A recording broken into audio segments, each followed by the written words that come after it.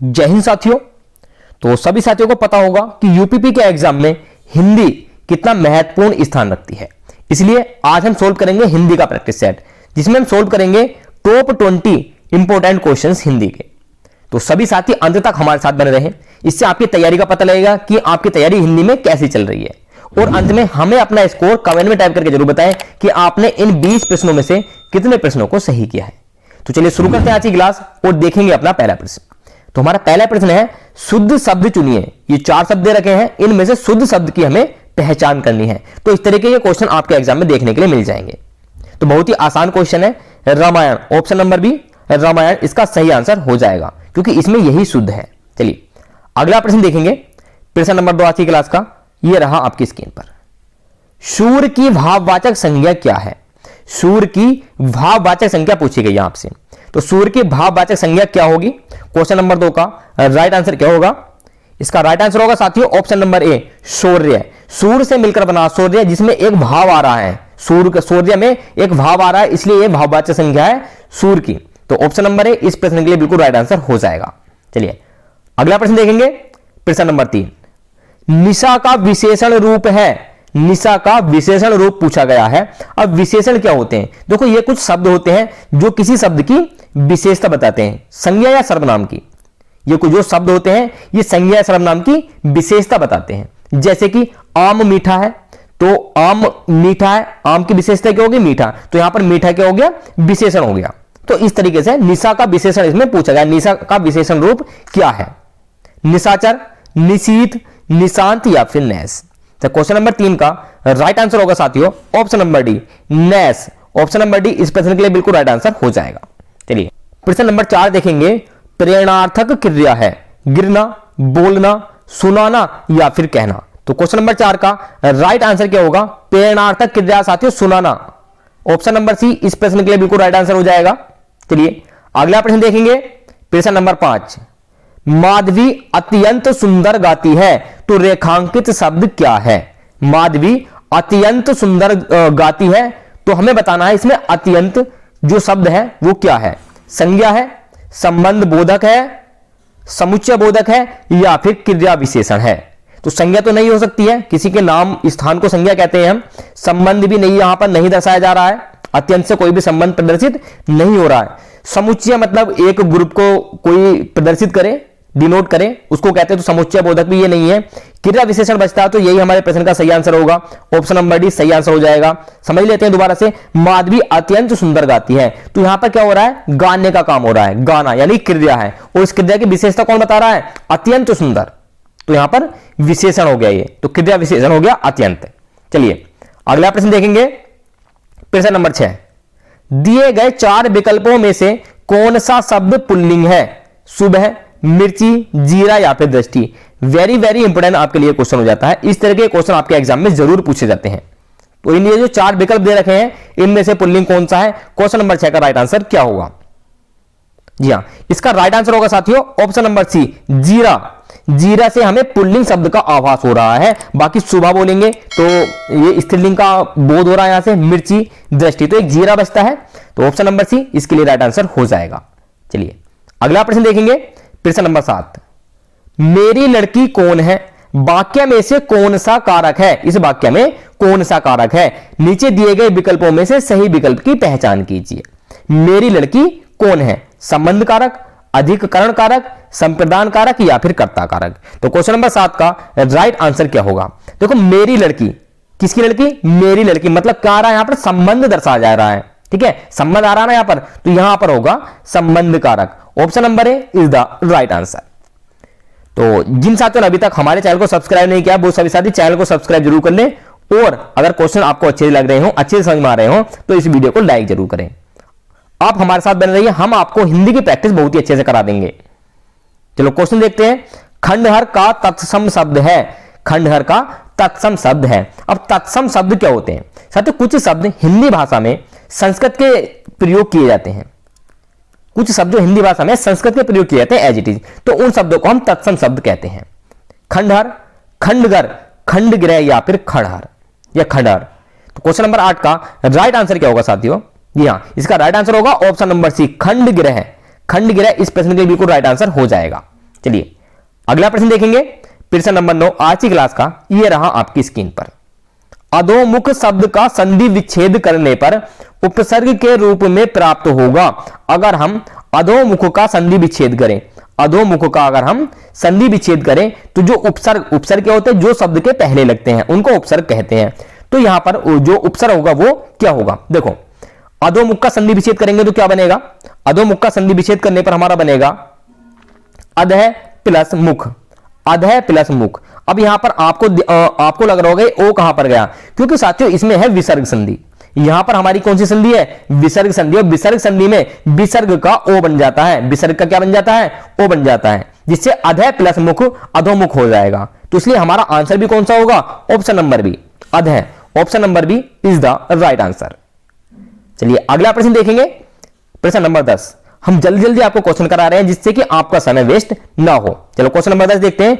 अथ का विलोम है, अथ का विलोम है पूर्ण, समाप्त, इति या फिर खत्म।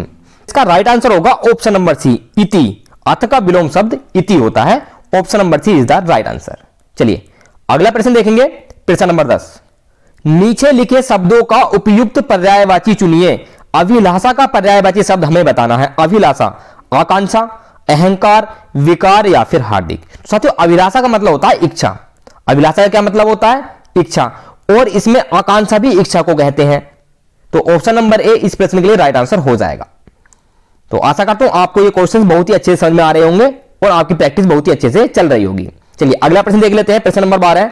धन का मतलब क्या होता है, अंक, अर्थ, स्वार्थ या फिर कोष।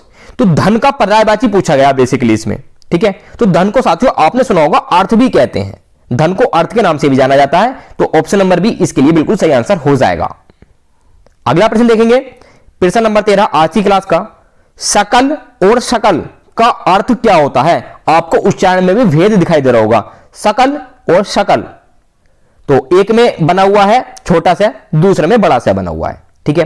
तो कला और कीर्ति, सन और संबत, संपूर्ण और अंश या सबल और निर्बल। तो सकल और शकल का अर्थ क्या होता है यह हमें बताना है। तो वेरी वेरी इंपॉर्टेंट क्वेश्चन हो जाता है, इस तरह के क्वेश्चन ही आपके एग्जाम में बनते हैं। तो क्वेश्चन नंबर 13 का राइट आंसर होगा साथियों, सकल माने होता है संपूर्ण और शकल माने होता है अंश। तो ऑप्शन नंबर सी इस प्रश्न के लिए बिल्कुल राइट आंसर हो जाएगा। चलिए अगला प्रश्न देख लेते हैं, प्रश्न नंबर 14 ये रहा आपकी स्क्रीन पर। जो छीण न हो सके उसके लिए उपयुक्त शब्द क्या है। अनेक शब्दों के लिए एक शब्द हमें लिखना है जो छीण न हो सके। अमिट, अपार, अक्षय या फिर अनंत, ठीक है।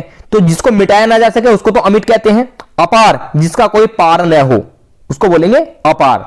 अक्षय जो मतलब जिसका क्षय न हो या जो टूटे ना, तो वही इसमें पूछा गया जो छीड़ न हो सके। तो इसका आंसर हो जाएगा ऑप्शन नंबर सी अक्षय, जिसका क्षय न हो या जो टूटे ना। अनंत और देख लेते हैं, अनंत होता है जिसका अंत न हो, ठीक है। तो हमारा आंसर हो जाएगा ऑप्शन नंबर सी। अगला प्रश्न देखेंगे, प्रश्न नंबर 15। विद्यालय का सही संधि विच्छेद कीजिए। बहुत ही आसान क्वेश्चन है लेकिन वेरी वेरी इंपॉर्टेंट है। विद्यालय का सही संधि विच्छेद क्या होगा। देखो विद्यालय का संधि विच्छेद होगा विद्या जमा आलय, विद्या प्लस आलय, विद्यालय का संधि विच्छेद होगा। यहां पर दीर्घ स्वर संधि है। कौन सी संधि है, दीर्घ स्वर संधि। आ प्लस आ मिलकर, आ प्लस आ मिलकर आ ही हो रहा है, ठीक है। तो यहां पर दीर्घ स्वर संधि है, इस बात का भी आपको ध्यान रखना। कभी कभी आपसे यह भी पूछा जा सकता है कि इसमें कौन सी संधि है। तो क्वेश्चन नंबर 15 का आंसर हो जाएगा option number A Vidya plus आलय। चलिए अगला प्रश्न देखेंगे, प्रश्न नंबर 16। कौन से शब्द में कर्मधारय समास नहीं है। कौन से शब्द में कर्मधारय समास नहीं है। नीलगाय, प्रिय सखा, कृताकृत या फिर विद्याभास। तो क्वेश्चन नंबर 16 का राइट आंसर क्या होगा, ठीक है।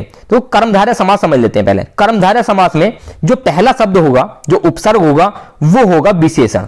वो क्या होगा, विशेषण होगा। जैसे विशेषण कैसे होगा, नीलगाय, गाय की विशेषता बताई जा रही है, नीलगाय है, नीली है, ठीक है। तो इस तरीके से इनमें कर्मधारय समास होता है। प्रिय सखा जो मित्र है वो कैसा है, प्रिय है। कृताकृत, यहां पर कृता जो है विशेषण शब्द है। और विद्याभास यानी कि विद्या का आभास। विद्याभास मतलब क्या होता है, विद्या का आभास, विद्या का आभास। तो यहां पर हमारा कर्मधारय समास नहीं है। तो ऑप्शन नंबर डी इस प्रश्न के लिए बिल्कुल राइट आंसर हो जाएगा। चलिए अगला प्रश्न देखेंगे प्रश्न नंबर 17, सदा सच बोलना चाहिए यह किसी प्रकार का वाक्य भेद है। वाक्य भेद से हमारा यह क्वेश्चन पूछा गया है, तो सदा सच बोलना चाहिए यह किस प्रकार का वाक्य भेद है। संदेहवाचक है, इच्छावाचक है, आज्ञावाचक है या फिर संकेतवाचक है। तो क्वेश्चन नंबर 17 का राइट आंसर क्या होगा? जी हां, इसका राइट आंसर होगा साथियों ऑप्शन नंबर बी। जो भी साथी ऑप्शन नंबर बी सोच रहे हैं बिल्कुल सही है, ऑप्शन नंबर बी इस प्रश्न के लिए राइट आंसर हो जाएगा। चलिए अगला प्रश्न देखेंगे प्रश्न नंबर 18, किस रस को सभी रसों का अधिपति माना जाता है? वेरी वेरी इंपोर्टेंट क्वेश्चन हो जाता है साथियों। किस रस को सभी रसों का अधिपति माना जाता है? हास्य रस को, भक्ति रस को, श्रृंगार रस को या फिर वीर रस को। तो क्वेश्चन नंबर 18 का राइट आंसर क्या होगा? या जो साथी सोच रहे हैं श्रृंगार रस, बिल्कुल सही है, श्रृंगार रस इसके लिए बिल्कुल सही आंसर हो जाएगा। Option number C is the right answer. साथियों आपसे श्रृंगार रस का भेद ही पूछा जा सकता है कि श्रृंगार रस का स्थायी भाव क्या है। सॉरी, भेद नहीं, स्थायी भाव। तो श्रृंगार रस का स्थायी भाव है रति, जिसको हम प्रेम भी कहते हैं, रति या प्रेम। तो स्थायी भाव से भी आपसे क्वेश्चन बन सकता है। जैसे हास्य रस का स्थायी भाव है हास, हास्य रस का स्थायी भाव क्या है? हास है। इस तरीके से श्रृंगार रस का स्थायी भाव है रति या प्रेम। तो यह भी आपको याद रखना है। चलिए अगला प्रश्न देखेंगे प्रश्न नंबर 19, चौपाई छंद में मात्राओं की संख्या कितनी होती है? एक और इंपोर्टेंट क्वेश्चन आपके लिए है, चौपाई छंद जो है इसमें मात्राओं की संख्या कितनी होती है? 13, 11, 16 या फिर 24। तो क्वेश्चन नंबर 19 का राइट आंसर क्या होगा? जी हां, इसका राइट आंसर होगा साथियों 16, ऑप्शन नंबर सी। 16 छंद, चौपाई छंद में मात्राओं की संख्या 16 होती है। ऑप्शन नंबर सी इस प्रश्न के लिए बिल्कुल राइट आंसर हो जाएगा। चलिए अगला प्रश्न देखेंगे और आज की क्लास का हमारा लास्ट प्रश्न होगा ये प्रश्न नंबर 20, जहां एक ही वर्ण की बार बार आवृत्ति होती है वहां कौन सा अलंकार होगा? लो अलंकार से भी क्वेश्चन बन गया है। जहां एक ही वर्ण की बार बार आवृत्ति हो, एक ही अक्षर एक ही वर्ण बार बार आए। ऑप्शंस देख लेते हैं, यमक अलंकार, अनुप्रास, श्लेष या फिर उपमा। तो साथियों जहां पर एक ही वर्ण की बार बार आवृत्ति होती है वहां पर होता है अनुप्रास अलंकार। ऑप्शन नंबर बी इस प्रश्न के बिल्कुल राइट आंसर हो जाएगा। तो साथियों ये थे हमारे आज के हिंदी के प्रैक्टिस सेट के टॉप 20 क्वेश्चंस। तो जो भी साथी अंत तक हमारे साथ बने रहे उनका बहुत बहुत धन्यवाद। और सभी साथी अपना स्कोर कमेंट टाइप जरूर करें कि आपने इन 20 प्रश्नों में से कितने प्रश्नों को सही किया है। हम आगे के 120 क्वेश्चन हमें पूरे करने हैं, तो आगे के क्वेश्चन नंबर 21 से लेकर आगे के क्वेश्चन हम अगली क्लास में करेंगे। तब तक के लिए जय हिंद, जय भारत।